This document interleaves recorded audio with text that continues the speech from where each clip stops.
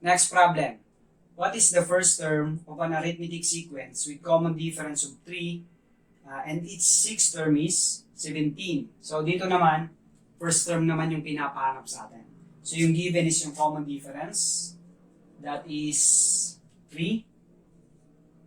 And yung sixth term, a sub 6 is 17. Okay?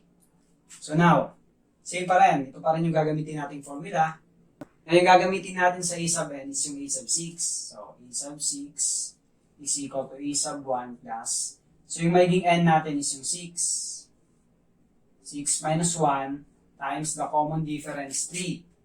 Okay? So, ito yung hinahanap natin sa a sub 1. Now, simplify lang natin. A sub 6 natin is 17. Okay, palitan lang natin. A sub 1. 6 minus 1, that is 5. 5 times 3, that is 15.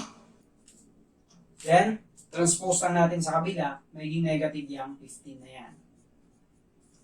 Okay? Then, simplify natin. 17 minus 15, that is 2. So, therefore, a sub 1 is equal to 2. Okay?